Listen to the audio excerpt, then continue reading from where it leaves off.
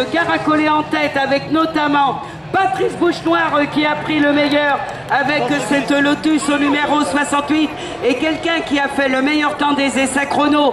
Il est juste là dans son sillage. C'est Ludovic Tiberville et sa Toyota au numéro 26 alors qu'il fait l'intérieur.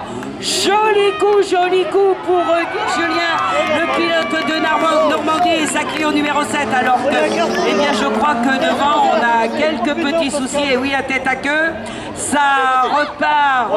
Alors qu'un pilote reste immobilisé, eh bien, à mon avis, sans me tromper, qui va pointer son nez en tête.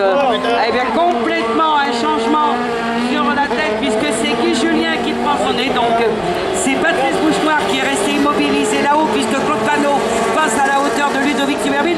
Et Auguste Morvan, dont la BMW va du feu de Dieu, maintenant est en train de découdre avec la 206 de Philippe Mabillet au numéro 72.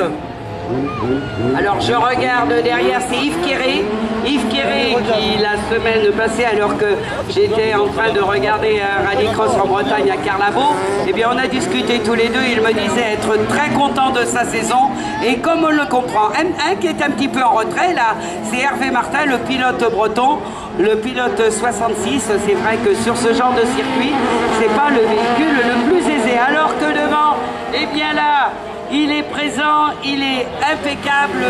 Guy Julien est en train de nous faire un festival. Il refait ce qu'il nous a fait à la Fresnel. N'oublions pas qu'il est deuxième actuellement dans le classement du championnat et que, eh bien, il faut absolument marquer des points là, que la saison en arrive à ses 2 tiers. Bon, drapeau jaune, donc ça va calmer, on va dire entre parenthèses, les assauts de Claude Panot qui est en train, coûte que coûte, de remonter.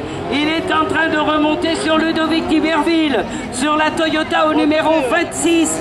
Alors que derrière, eh bien, on essaie de grignoter une place, on essaie d'en grignoter 2. C'est le cas notamment, je regarde, du numéro 9, c'est-à-dire Denis Bro, et ça c'est 2. Devant, eh bien, le même tiercé de tête avec toujours emmené par Guy Julien et Ludovic Tiberville. Alors que là, eh bien, c'est l'effet inverse. C'est Philippe Mabillet qui est repassé devant la BMW d'Auguste Morvan et Yves Quéré, alors que Denis Bro passe devant nous, ainsi que Patrick Paulet.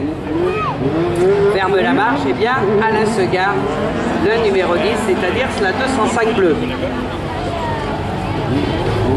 Ah oui, c'est véritablement dommage pour Patrice Bouchenoir et cette belle Lotus, lui qui était bien parti, contrat à l'abandon. Bon, vous me direz, il reste encore 2 manches qualificatives, donc on va croiser les bras pour le retrouver.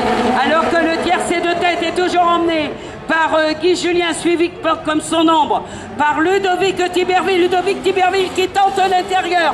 Claude Panot qui reste un petit peu en observateur derrière, un qui se détache actuellement en 4e position, c'est Philippe Mabillet qui nous fait une super belle saison. La voiture qui est revenue sur ses terres de construction, puisqu'on sait qu'elle sort de chez, je regarde, des établissements Vincent d'Eau, et là, eh bien, elle est en train de nous faire une très très belle 4e place, suivie d'Yves Quéré, le pilote finistérien.